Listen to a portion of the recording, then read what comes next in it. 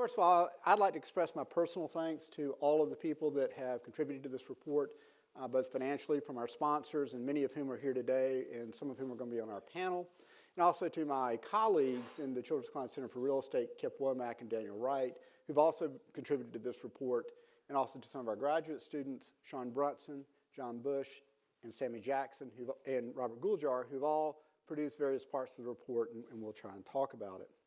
So what we want to do today is talk about the high-level summary of our report. The report is on our website. We gave out USB drives with the report on it, so hopefully you all got a copy of that. It's about an 80-page report. Since I said I can only have 1 hour and not 4, I won't go through the entire report. I won't have that opportunity. But what it will do, I hope, is give you an insight as to what we're showing, and then you can go and look at your own leisure to what is actually in the report. So without any further ado, let me get started. And what I want to do first is see if I can get this to click. Okay, there we go. So what I want to first do is just talk about what our goals are. What is we're trying to do with the report and what we're not trying to do. So I think the mic's still working. I'd rather walk around a little bit. So what we're trying to do is give you a comprehensive overview of what's happening in all of the housing markets in Charlotte. So we're going to be dealing with identifying the trends that are happening. We're going to talk about the owner-occupied, the rental, and the low-income markets. We're going to also be talking about some context as to what's happening in Charlotte compared to a selected set of cities that are our competitors, both regionally and nationally. Now, I'll tell you, in the report, we look at regional competitors and national competitors. Today, I'm only going to talk about the national competitors here for time, and they're the more interesting ones to talk about anyway. So the other thing I want to point out is we're focused on housing data and analysis. So we're trying to tell you what is happening. We're not doing policy. We're not trying to tell you what should be happening. We're trying to say, given the way things are now, here's what we think is happening, here's why we think it's happening, and what we think will happen to some degree in the future. Our panelists are free to talk about policy, and I think several of them will, because they're more in that arena than we are. We're just trying to tell you, the public, what is actually occurring. So the other thing is, when I was first approached about doing this, it really came out of some work that a number of people did as part of the Evergreen Team Task Force, which really focused on Mecklenburg County and in the city of Charlotte. As we started talking about doing this project, we realized that you really have to look at this in a regional manner. Part of what is happening right now in Charlotte, you can see this in the data, you can see it in the way housing prices are moving together, is the various counties in the region are becoming more integrated, at least our housing markets are. And in fact, that's something that we think will accelerate. And it'll accelerate primarily because 2 gargantuan highway projects are finishing. The widening of I-85 all the way through Cabarrus and Rowan counties is basically done. So if you think about it, if you go back to 2005, they started widening 85 up through basically 485. Then we got about 6 months of break, and they started another widening. And that took another 5 miles. And then now it's all the way through Cabarrus County. What that means is, for the first time in 10 to 15 years, I-85 doesn't have a rolling traffic block on it in terms of construction. 77 will also soon be completed, so we're told. And but when that happens, what that means is the relative cost of commuting is going to become lower. And so what happens then is the integration of these housing markets becomes even greater. So we felt it was important that we look at the region. And so we wanted to keep it local. And so for that reason, we chose to look at the counties of Mecklenburg County and the 7 counties that physically touch it. So that gives us Cabarrus, Gaston, Iredell, Lincoln, Mecklenburg, Union, Lancaster, and York. So that's going to be the set we talk about. There are times we'll talk about the Charlotte region. That is what we're referring to. There are other times we'll have to look, especially when we do comparisons with other cities, or we'll have to look at the metropolitan statistical area. That's a 13-county region. We'll try to be very clear when we're talking about one versus the other. So what are the key takeaways? You know, I'm from the South. I speak a little slow. I know that. So just in case, I want to make sure you know what the main points are. So what are the key things? Well, first of all, a large part of the economic growth of our region has historically been attributable to its low cost of living. That has primarily been through our low cost of housing. That is something that's at risk. Okay, that may be threatened primarily because the population of Charlotte, the Charlotte region, is growing faster than the number of housing units we have. And that's a trend that's been going on for several years now. That contributes to prices going up and supply becoming constrained. This supply squeeze propagates downward. Wealthier people can more easily buy down and renovate and gentrify than less wealthy people can buy up. Right? It's a lot easier for somebody who makes a lot of money to buy a cheaper house than somebody who doesn't make a lot of money to buy an expensive house. So when you have supply constraints, what happens is people buy down, and that means the biggest binding of that constraint occurs at the lowest end of the housing spectrum. And we're going to show you some fairly dramatic evidence that that is what has been happening in the Charlotte region at least since 2010. Any increase in supply, and this is an important point, any increase in supply, even if it's high end, actually reduces the challenges on affordability because it takes that pressure off for wealthier people to buy down. So any increase in supply actually helps this problem. Obviously, the more we can get very low income and low income affordable housing, that's even better, but any increase in supply helps. The lack of starter home price properties, which I'm going to argue is a pretty significant problem right now, is reducing the ability of people to transition into ownership away from renting at a more so today than we have seen in the past. And now there is some evidence that the current generation millennials actually have a preference for renting. We understand that. But even taking that into account, we strongly suspect that the supply constraint is keeping more people in the rental market that would normally be transitioning to ownership than we have seen historically. This increase in prices is affecting both owner-occupied and rental properties. Home or housing prices are simply rising, and they're rising fairly rapidly. They're rising faster than inflation in this region. So just a couple of things to start with, some numbers we'll need to reference throughout the day. If we look at this 8-county region that we're talking about, we have about 2.5 million people in it. We've got about 572,000 owner-occupied housing, about 300,000 rental units. Now, rental units means any form of renting, single family, duplexes, quadplexes, boats, whatever it is.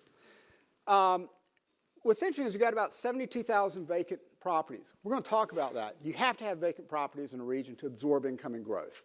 Okay? And we're going to see there's a big drop in the vacant properties in this region. Another way of thinking about this, by the way, is how do we allocate, or what's the mix of people owning and renting and so forth. So of these 900,000 total housing units, 663,000 are single-family detached homes. So one thing that tells you is there are 572,000 owner-occupied, 663,000 single-family. There are a lot of people that are renting single-family homes. It's a much bigger percentage than, frankly, I understood before I did this research. We have about 200,000 living in multifamily units and about 60,000 living in mobile homes. That's a larger number in the surrounding counties and in Mecklenburg, but it's still a sizable proportion. So let's get to the big trends. We're going to identify 9 major trends that we see in the market. Okay, and so we're going to cleverly label them trend 1 through 9. So the first one is land prices are rising. Why do we care about land prices? Well, we care about land prices because you can't build a house without land. Okay, and it's a fundamental component of housing. And so what tends to happen is when land prices go up, house prices tend to go up more. Okay, so part of what happens then is rising land prices will tend to direct the market to higher density usages. What that means is you'll tend to find subdivisions with smaller lots. I mean, way to think about it, right, is if you have to build, if you think about there's sort of an equilibrium level of price that people want to pay for a house. If the price of land gets more expensive, The only choice you have if you're going to try and maintain that price point is you use less of the land, which means you put them on smaller lots. That's why lots today are so much smaller than lots 20, 30, 40 years ago. Land's more expensive. The other thing it's going to do is it's going to tend to make houses get taller, use less land, but build up.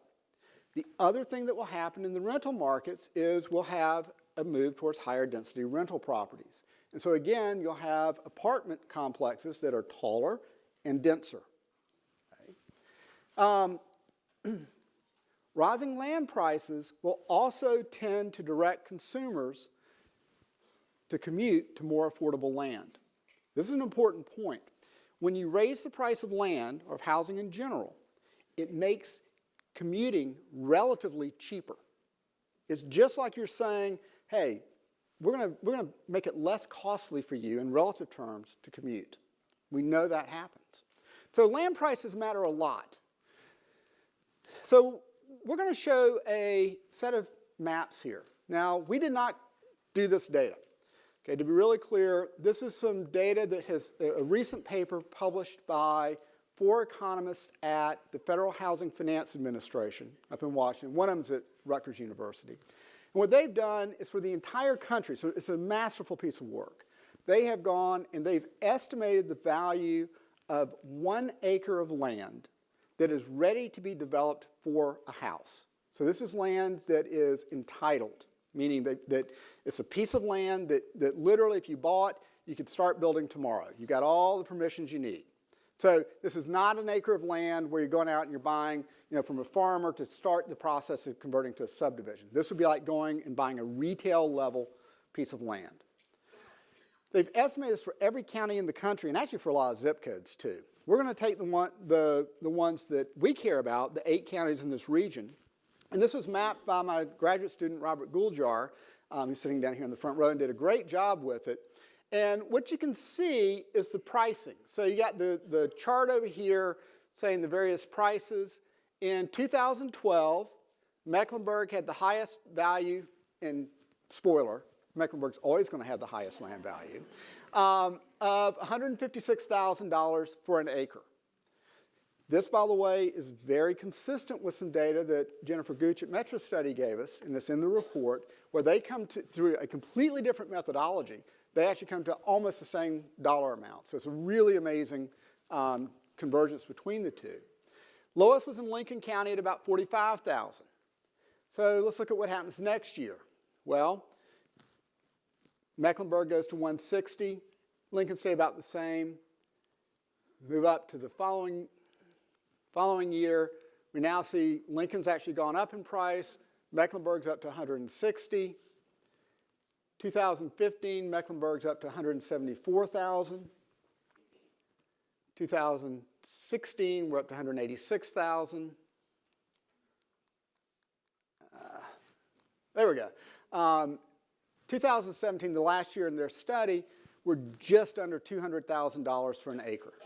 That's a big price change over a 5-year window. Okay? In fact, if we go to the next slide, what we've done is we've taken the 2012 versus the 2017 value for each of the 8 counties in the region. And so what you can see is essentially the value of the land has gone up in Mecklenburg County by about 33%. It's gone up by about 1/3. That's going to directly translate into housing prices. Okay, this gets you to a large part of why housing prices are changing. And what's interesting is they're going up in all the counties. You're going to see this kind of consistently over and over, that the other counties are doing a lot of what is happening in Mecklenburg. The only one that went down was Lincoln, and we suspect that's mostly because there aren't that many transactions that they were able to use to do the estimation. Now, so if land prices are increasing, that's our trend 1. What is our trend 2? This may be the most important graph if you want to understand housing in the Charlotte market. This is fundamentally telling us something really important. The black lines, the bars, are population of the 8-county region. This is coming from the American Community Survey, which is a U.S. Census Bureau product. And basically what we've had happen is since 2010, we've had the population grow from a little over 2 million to just a little under 2.5 million.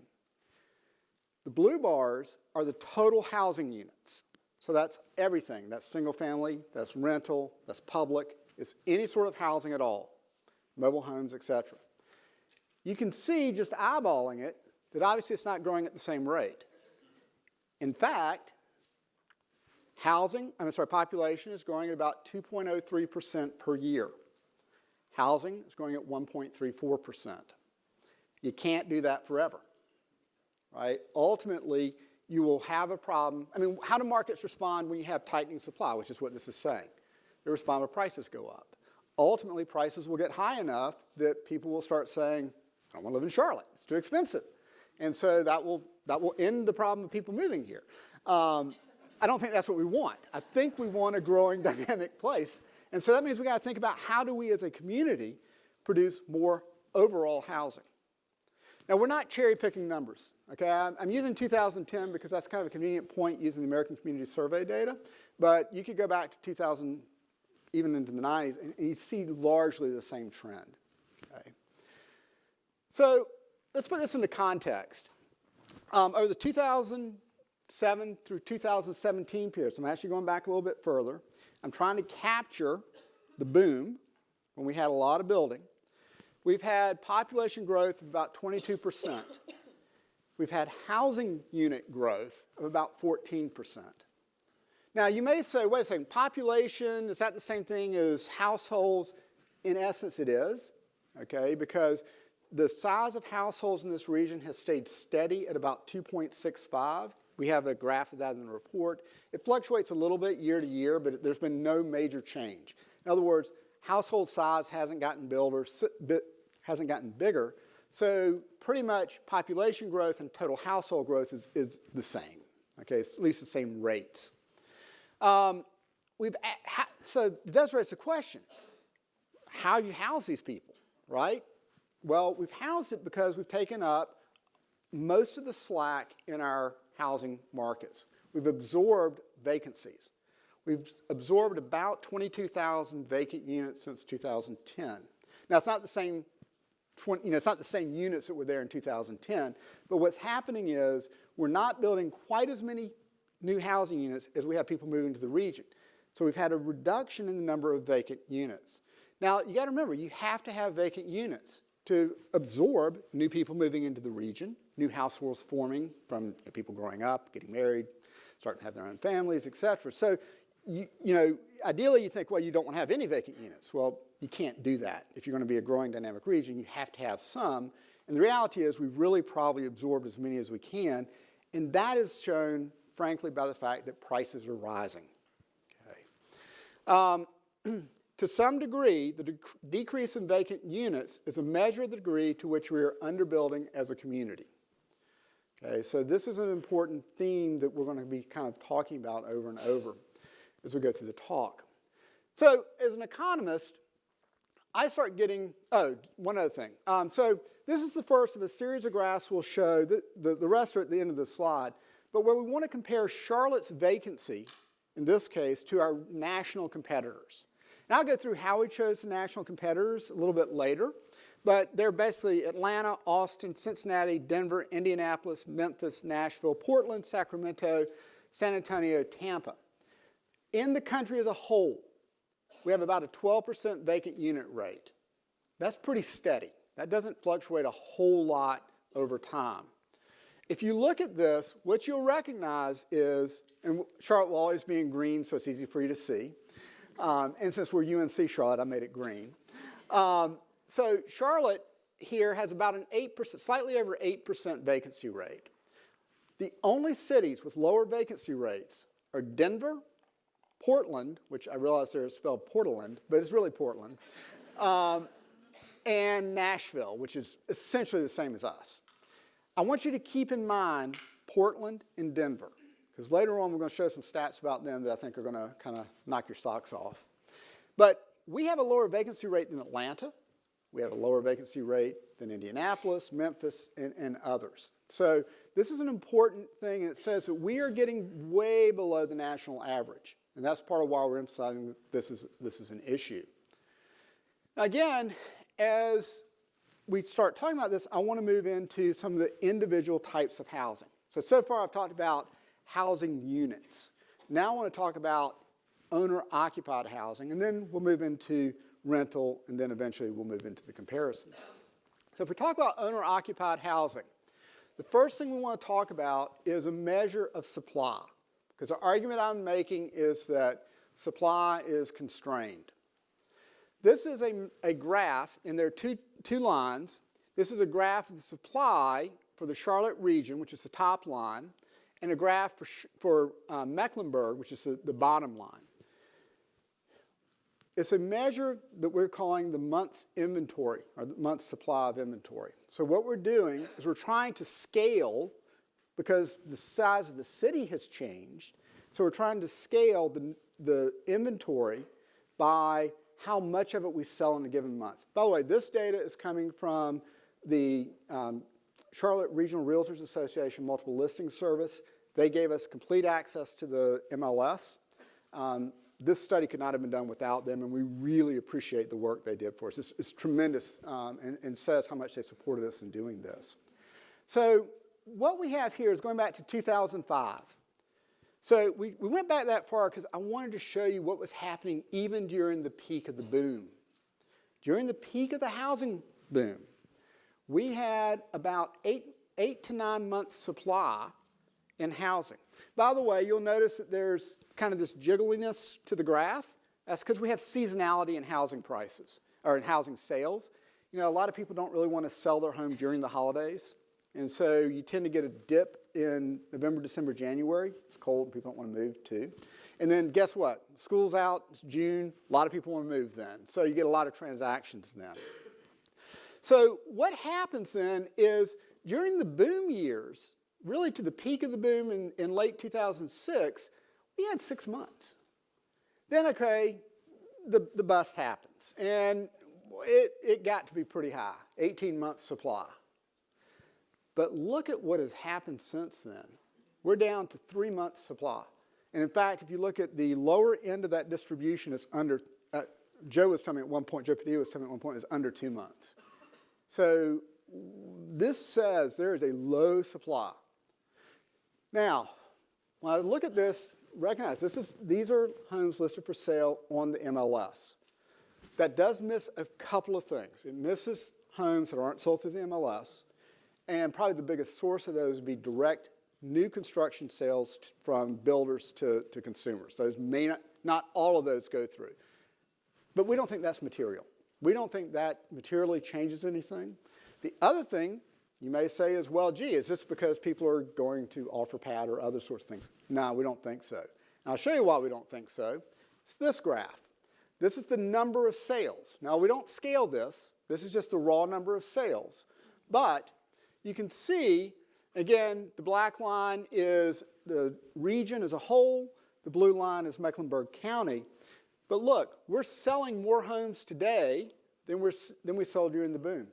Now, the population's bigger. We get that. But what's happening is you're seeing a constrained supply, and people are buying more homes than ever. So what that tells you is happening is homes aren't staying on the market very long. And in fact, in the report, we have another measure, which is the average days on market. And it's under 90 days, okay, which is really low by historical standards. So what we observe happening then is the decreasing inventory of homes for sale coupled with an increasing number of sales tell us that the supply of housing is low relative to demand. So again, this is saying there's an issue with supply and we still have very hefty demand. So as an economist, I care about price because that's the clearest signal to me from the market as to what's going on. So we got 4 lines up here. The 2 solid lines are the average home price for homes that sold through the MLS. The dotted lines or dashed lines are the median home prices. They're different. They're always going to be different. I'll show you why when we look at some of the distributional aspects in a few minutes. But here's the thing. This is going back to 2005.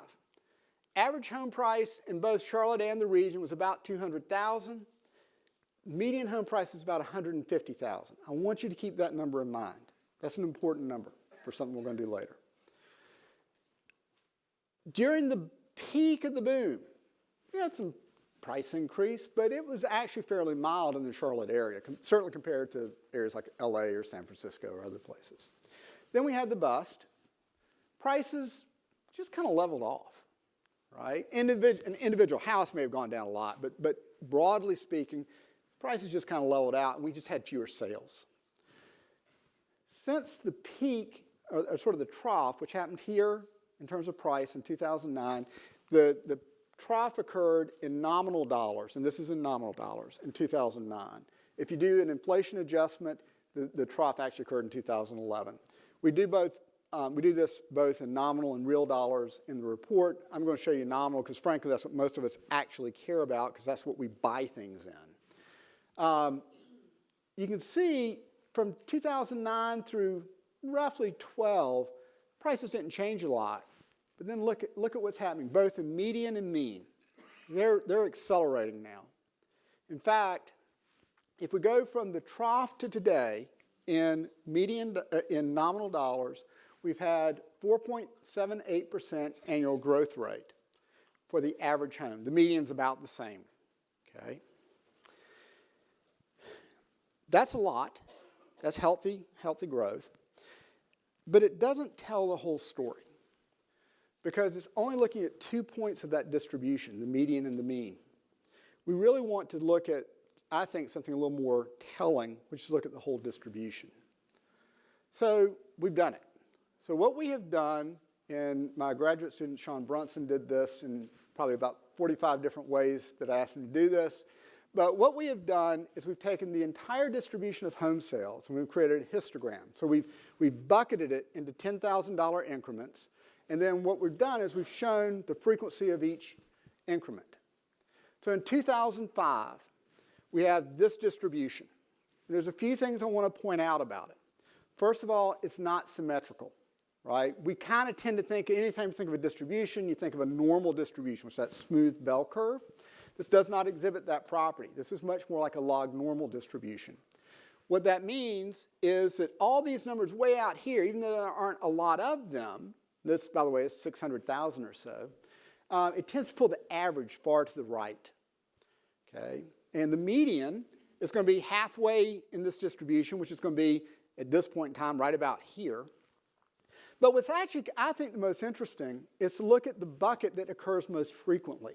So that's kind of like you said, if I chose a random home, just threw a dart at a board, random home, which bucket is it most likely to wind up in? And that's the most peaked one. That's the one where you had the most occurrences. I've labeled that green because I want you to be able to keep your eye on it. In 2005, by the way, statistically, that's called the mode. Remember back in the stats classes, mean, median, mode?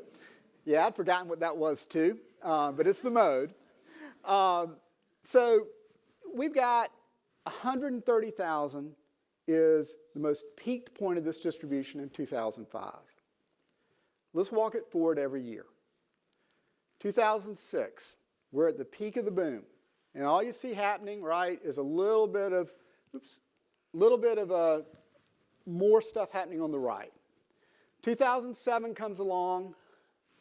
Okay, home sales are starting to fall. We're starting to enter the recession. 2008, it's a rough time, okay? It's a rough time. It's going to get worse. 2009, 10, 11. Now, I want you to notice something. That green line, it has not moved. It's still 130,000. That's the mode. Look at what has happened to the left of that mode, right? You see a lot of homes, well, a large percentage of homes, selling to the left of 130,000. 2012, starting to get a little rebound, starting to see some growth. 2013, 2014, we're almost looking like that distribution in 2005, right? So at least a lot more peaked again. Look at that mode, 130,000. Hasn't changed. From 2005 through the entire recession into the recovery in 2014, the mode house price was in the 130,000 range. Nothing has changed. Now watch. 2015, it shifts to the right for the first time. 2016, 2017, and finally 2018. Now, I drew a red line at 130,000. So the green line is still the mode. 130,000 is still was the mode in 2014. It's 190,000 in 2018. You're talking about a $50,000 difference, $60,000 difference in 4 years. That's a big change. Okay, that's distributionally a big change. By the way, we did not put the several hundred a year homes in the $1 million range just because it made the graph hard to see. It didn't change anything at all. So here's the most amazing statistic to me. Remember I said $150,000 was the median home price in 2005? I don't know about you, but for me, I always kind of thought of $150,000 as a starter home. Seemed about right. Frankly, it was aspirational for me when I actually did buy my first starter home in the 90s. But in every year prior to 2014, at least for data we have going back to 2005, 35% or more of homes that sold for $150,000 or less. 2018, Met County, 13%. That is saying that the starter home market is way above 150,000 now. Okay, in fact, you'd have to go, I don't want to throw a precise number on it, but it's going to be north of 200. To maybe make this, so here we've plotted out the percentage of homes that sold for $150,000 or less each year. And you can see it's getting really hard to find that $150,000 home. I want to show you another thing. So I had my graduate student, Sean Brunson, create a map for us. This is a heat map. No, it's not saying rain's coming. It probably is. But, you know, I always thought Brad Panovich was really cool, and I always wanted to have a color radar, so this is my chance. So this is a heat map. So we've intentionally blurred so you can't identify individual homes. This is a heat map with $150,000 homes and where they sold in Mecklenburg County, essentially. Basically, this is 485 running around the whole thing. Okay, you can see it, 2005. Okay, we're probably not shocked Myers Park didn't have a lot of those. Okay, but you know, going out Independence, there were a lot. There's a lot up in the university area. There's a lot out along I-85. There's a fair amount even down in the kind of Ballantyne-ish area, Monroe certainly. Let's look at 2018.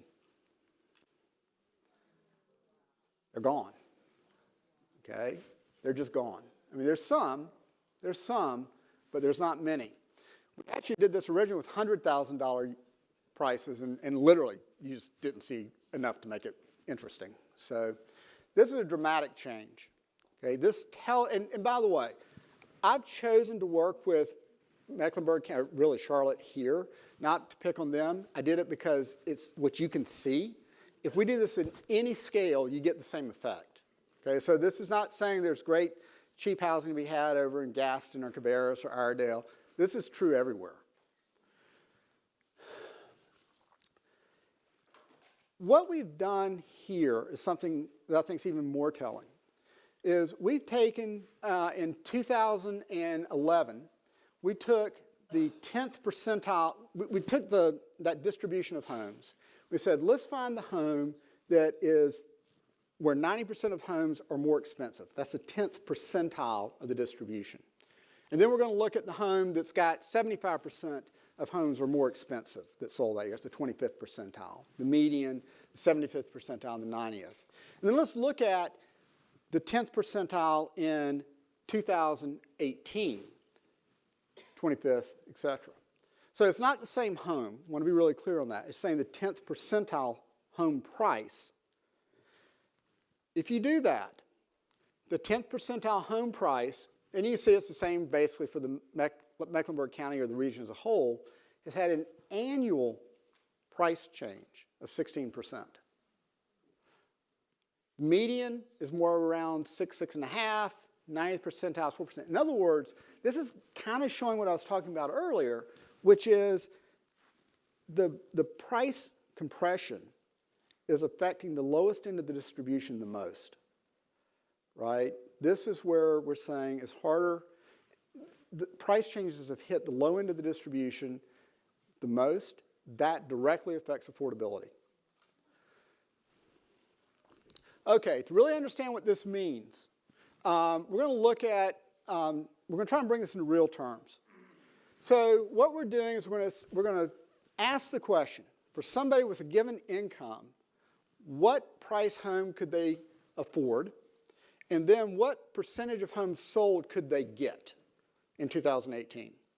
So we make some assumptions, and we go through the calculations in the report, but what we try and do is, we assume that they have to pay utilities, we assume they have to pay property tax, we assume they have to pay private mortgage insurance, and they're using a 95% loan-to-value ratio mortgage, which is probably a generous assumption. So based on this, we can calculate how much house somebody could afford and not spend more than 30% of their total income on the house. When you talk about the housing research literature, that number, 30% spent on housing, is generally considered the barrier to affordability. So when we say somebody is cost burdened if they spend more than 30%. So we're asking for these different folks, what does being able to buy a house and not be cost burdened look like? So we're going to go back to the distribution. And so this is the distribution 2018, except I've locked off everything above 600,000 just so it's a little easier to see. So we went, and just to be clear, we went to the North Carolina Star Jobs database, which you can go look at yourself. It's a publication of the North Carolina Department of Commerce. And they give us the median income for a whole bunch of professions. We probably put 15 or 20 of them in the report. Let's just look at a few of them here. The lowest one we went with was a hairdresser. Median income was $22,900. That's about 50% more than minimum wage. That person could, in 2018, given interest rates and all the other things you have to pay, afford a home of $43,966 and not be cost burdened. That's 0.2% of the distribution. That's that black line. That's what they can buy. Okay? They're not buying homes. They're in the rental market. We probably don't find that shocking. Let's look at some other things. So let's look at a firefighter. Now, most of us think of a firefighter as a permanent career job, right? It's a civil servant job, but it's certainly one we assume lets you have a decent quality of life. Median income, now I will say this is the state median, so for 5 years experience, by the way. It's higher in Met County. I know that because there's some supplements that urban areas get, but this still gives you a pretty good idea of where we're talking. Affordable house, $78,660 is 3% of homes sold. Very hard. Go to the next. Teacher or police officer. They both, median income, that's elementary school teacher. Median income was within $100 or so of each other, so about $42,000.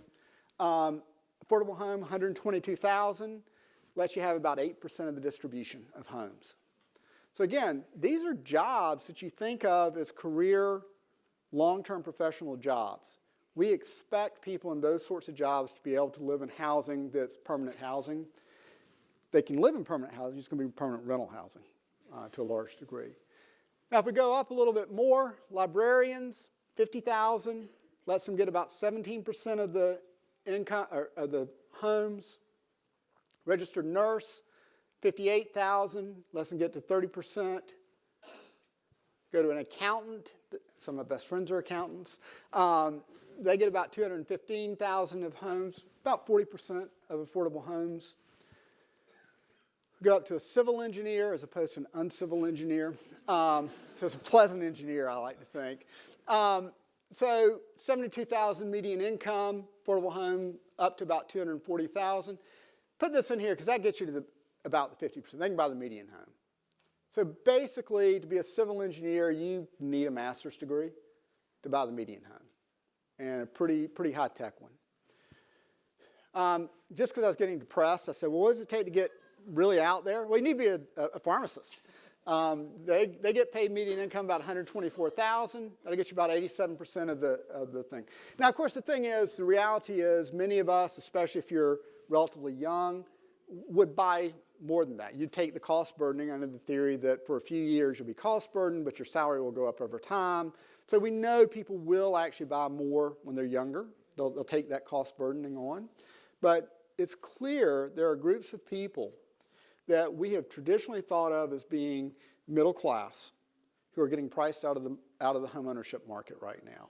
And that's a supply issue because, again, if you roll these numbers back to 2005, you'll find they got much higher percentage of the total distribution. So let's move to the rental markets. So we talk about the rental markets. Again, 60-something% of people live in owner-occupied housing, but we still have a sizable number of people that live in rental housing. About 300,000 people are households in the 8-county region.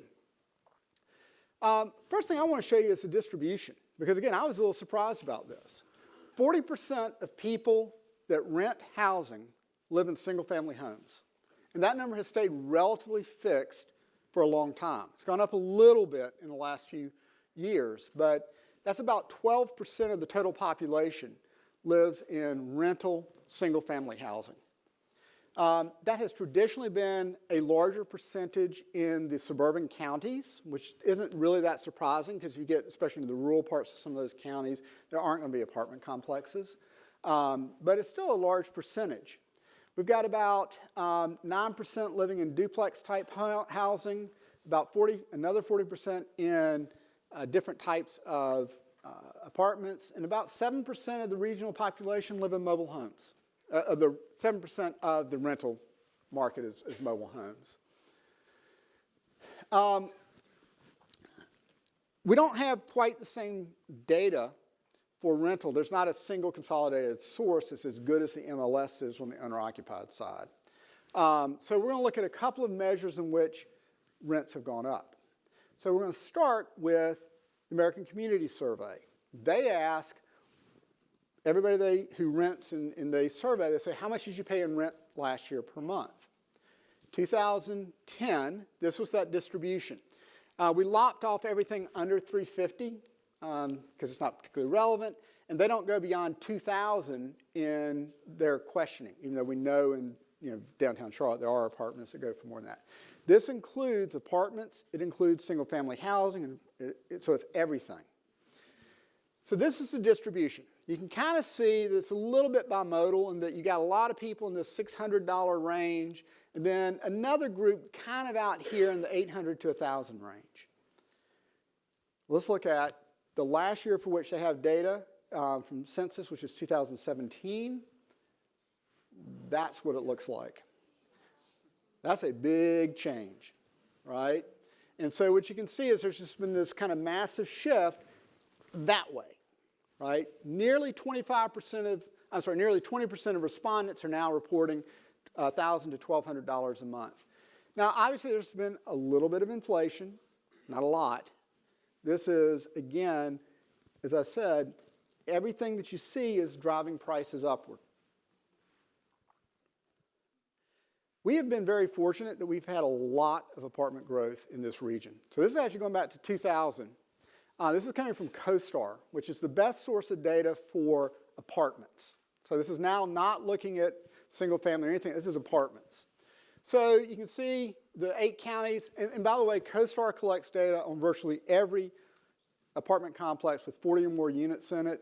They collect a lot of data on complexes that are smaller, but it's not universal. So we are probably missing some 10 and 15 unit apartment complexes. Nobody collects that sort of data.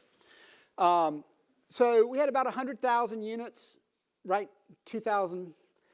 Now we have 160-ish thousand, something like that. If you add in the ones that are probably undercounted, the small ones, that probably boosts us up to 180, would be my guess.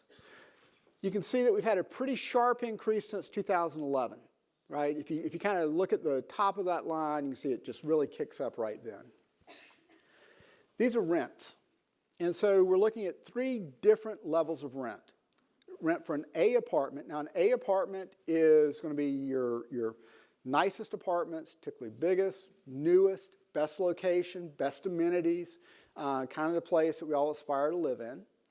And what you can see is that price has gone up to, again, per CoStar, between $1,300 and $1,400 a month, average. There's a lot of variance in that. B, which is going to be a little bit older stock, a little less desirable location, a little fewer amenities. Again, you've had a lot of growth, and in fact, 4.6% since 2010 growth. Sounds an awful lot like the mean home price over that time period. That's not a surprise. These are close substitutes for each other.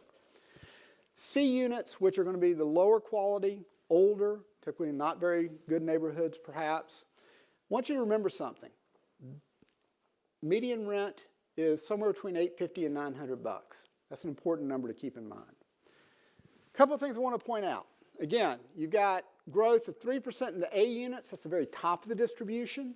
In the bottom part of the distribution, you've actually had slightly higher rents. And in fact, look at something interesting. Look at the A rents. We didn't have that many A apartment complexes in Charlotte in 2000. But look at actually what happened. It actually went up, down, and stayed down for quite a while before starting to rise again. For the B and C units, if you go back to 2000, even in real terms, even adjusting for inflation, they're higher today than they were then. That's not true for A units. For A units, it's actually cheaper to rent one today in Charlotte than it was in 2000 in real, inflation-adjusted dollars. Not by much, but a little bit. Okay, so I talked about cost burdening. Cost burdening, again, we're defining that to be spending more than 30% of your gross income on housing plus utilities. That percentage in the Charlotte region is about 45% among renters. That's a really big number. Now, we're fortunate, this is showing it since 2010. It has actually trended down. That's not because things have gotten cheaper. It's because 2010, you're in the recession. So a lot of people had really, it's more of an income issue, right? But you're looking at all renters, 45% or so are cost burdened.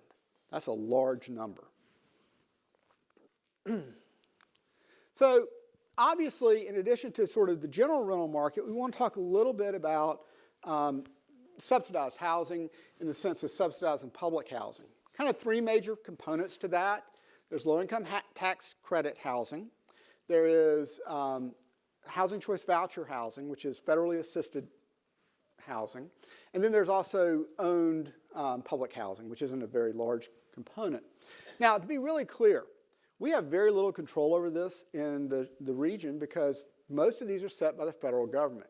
LaTeX housing, for example, the total number of tax credits that are available are set by the federal government. When we talk about housing choice vouchers, the number of vouchers is set by the federal government. Even though we administer it locally, it's actually all funded by HUD. It's not funded by the city, the region, or the state. So just keep that in mind as we talk about this. But if we look at LaTeX units to begin with, so low-income housing tax credit, and the way that works, in case you're not familiar, is if you're a real estate developer and you want to build a low-income housing tax credit unit, what you do is you apply to the federal government, and they will say to you, fine, what we will do is if you agree that you will, for 30 years, put either 40% of your units in that complex available to people who make 60% or less of the area median income, or 20% for people who make below, I think it's the 30th percent, if I'm saying that right, 30th percent of area median income, then we're going to give you a tax credit that you can sell, and that's how you can raise equity for this property. So it's a financing mechanism. In the region, there are about 15,000 units, meaning apartments, that are under the LaTeX program. That's roughly split evenly between Mecklenburg and the 8 surrounding counties. So the theme you'll notice as you read our report is that almost everything is 50-50 between Charlotte and the 7 surrounding counties. The populations are the same. It's just that it's a little less dense in the surrounding counties. So in addition to that, we looked at some data that Fulton Meacham's group, the Charlotte Housing Authority, gave us to try and understand what does the population of lower income residents look like. So in housing choice voucher programs at Charlotte Housing Authority, you got about 8,400 households. Of those, that's about 20,000 people, average annual household wage, $9,700, or about $814 a month. Remember what I said the average price of a C apartment unit was? About $850. It's literally more than they make in a month. Average total household income is about $15,000. That includes assistance that they're receiving. There is essentially no market-based housing units that can be afforded at those house levels. Now we can talk about why their incomes are so low. They're obviously, it's way beyond the scope of what I can do. But the fact of the matter is, as a society, we have a lot of people who are in that price range or in that income level, and we have to decide how we're going to house them. In fact, no, this is the distribution. So HUD maintains a database of all low-income housing tax credit properties in the region. Had Robert map them for us. So you can see there's a lot in Mecklenburg County, actually quite a few in Cabarrus, down in York, and in Gaston. Not so many in Union, Lancaster, Iredale, or Lincoln.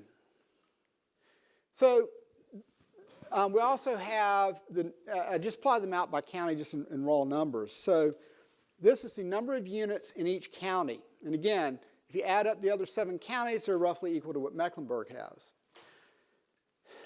So even if you add on top of that housing choice voucher program, let's say that doubles what you've got. Doesn't quite double, let's say it did. You're still talking, maybe you're up to 15,000, 16,000 units in Mecklenburg County. How many households have income of 15,000 or less in this region? This is coming from American Community Survey. That's it. Okay? That's a large number. Now, I got to be honest, not all of those folks are people we would traditionally think of as being underprivileged. Graduate students tend to fall into that category. Okay? We're not worried about them so much. Okay? But I can tell you there are not a lot of graduate students in Gaston County. So this is mostly the folks that are not able to earn income above this. Okay? There is demand. And people at the city have done a great job, I think, in trying to estimate the precise numbers of folks that are underserved right now. Don't have any criticism of their methodologies or anything. And we're really not trying to get there ourselves, but we're just saying there's a big demand. There's a large proportion of the population that is underserved, and that essentially there's no reasonable expectation you're going to have purely market-driven outcomes that are going to house them. This is the distribution of, this came directly from the Charlotte Housing Authority, and this is the distribution of where people getting vouchers live. Okay, so you can see it's spread out really throughout the entire city. And these go into general apartment complexes that are willing to accept the voucher. So these can be really nice places that folks are living. So again, we can look in each county and ask how many apartment complexes are set to themselves be the complex that has a housing choice voucher. Because basically a voucher can either be with the individual, in which case wherever they move, the voucher follows them. Or it can be based on the complex in which the person's living. And if the person moves, it stays in that complex. In Mecklenburg County, there are a little over 50 complexes that have project-based vouchers. What's interesting to me is you look at some of the other counties, and by the way, this is set by the federal government, so this is not something that the local government can really affect. But what's interesting is Cabarrus and Gaston, as a percentage of population, have more. It's kind of an interesting point. Okay, so Trend 9, there's a pressing need for low-income rental housing, be it public or private. I mean, it's just, we clearly need it. Let me run through some quick comparisons. By the time I got to this point in the report, I was kind of feeling depressed. I was like, oh, geez, it's expensive, and And I thought, I can't have 300 people come into a room and then leave just all dragging. And so let's say there's some reason for hope. So what we're going to do is we're going to go back and we're going to look at several key metrics, how Charlotte compares to other regions. And so we're going to have to do this at the MSA level because we don't have the micro data we would need to really draw what's happening in Charlotte with the comparable area in these other areas. So we're now looking at the MSA. That's a 13-county region. And it means some of the numbers are going to be lower because a lot of those ex-urban counties are really rural. Okay? Great people, but they're rural. We're again going to look at what we are calling our national competitor set. We chose these primarily based on population. We tried to find a set of communities that were similar in size to Charlotte or were obviously close by national competitors like Atlanta. Obviously, Atlanta's twice the size of us, a little more than twice the size of us. But, you know, Austin, Texas is about our size. Cincinnati, Denver's a little bit bigger. We wanted some geographic diversity, too, so you could see what's happening across the entire country. So, what do we see? Start with land. Remember I said to look at Denver and Portland? Look at that. Portland, Oregon, 1 acre of land for residential use, over 1.3 million. Things seem a lot better in Charlotte all of a sudden, let me tell you. You know, Portland I get, okay? If you've ever been there, it's a nice city, but it's got a lot of geography that constrains where you can build, right? The Willamette River, all sorts of water. Denver, you got the mountains to the west, but there's a lot of prairie to the east. You start talking about other cities, though, Austin, Texas. There's nothing that prevents that city from growing. Okay, I don't really understand the economics of why they have such high rents, other than maybe Matthew McConaughey is buying a lot of land there. But if you look at Charlotte, and you look at cities like Cincinnati, Indianapolis, Memphis, Nashville, we're growing, but we're growing at about the national rate. In other words, increasing land prices are happening everywhere, at least in every major metropolitan area. Well, what about home prices? Well, we're not as low, right? If you look at, again, Portland, Sacramento, they're up into the median home prices, $350,000 to $400,000. That's median. We don't want to get there, right? Remember, Denver, Portland, and Nashville had the lowest vacancy rates. And you see that translating into higher and higher home prices. You look at the growth rates, you realize we're growing, our home prices are growing pretty rapidly compared to most of the competitors, with the exception, again, of places that are just kind of into a hyper growth mode in terms of prices. One of the measures, so one of the problems with this graph is it doesn't take into account there could be differences in earning power. So one of the most common measures people use to try and adjust for that is something called the median multiple. And what we do is we take the median home price and we divide it by the median household income for the year. In essence, what it's doing is it's saying how many years does a median earner have to work to be able to pay for a median home if they didn't spend their money on anything else. Generally, less than 3 is considered affordable. Between 3 and 4 is moderately unaffordable. Between 4 and 5 is severely unaffordable. Greater than 5 is extremely unaffordable. And I don't know what's worse when you get to 6, okay? Challenge for adjectives. Well, here's what we got. And so what we've done is we graphed it in 2013 and 2017. Why 13? I'll tell you why. It's because we're using MSA data. Between 2012 and 2013, the Census Bureau redefined the Charlotte MSA. It expanded it. When it did that, it screwed up all the numbers for us. So I'm just trying to use the most consistent set of numbers I can. So Charlotte, so the lighter bar will be 2013, 2017 is the solid bar. What you can see is we're in the moderately unaffordable range, and it's getting worse. But you start looking at some of these cities, again, Portland, Sacramento, and they're having to come up with that next adjective because you don't know what they're doing. What's interesting is some cities like Tampa are very rapidly getting worse. So they're having a problem there with both a increasing housing prices and actually having some decreasing income. So they're still a little depressed. Basically what's happened in Charlotte is our housing prices have risen just a little bit faster than our incomes. And so it's not that our housing prices are so much better, it's that our incomes actually have gone up since 2013. If we look at median rents and annualized median rent growth, you'll see that we're pretty high. Again, this is for the MSA, that's why it's only 800. But you can see we're kind of in the upper third of the median rents. So again, lot of interesting points here. We've had pretty solid percentage growth as well. Okay, so let me summarize because we're just about out of time. Charlotte region has long benefited from having good low cost of living. A lot of that's coming from low cost of housing. There's some challenges that we face. Land prices are rising. That's really the core. That's where you really start having, if land prices are rising, it's hard to keep anything else from rising. Our population is growing faster than the number of housing units. House prices have increased the most at the very low end of the distribution. This is that compression I was talking about.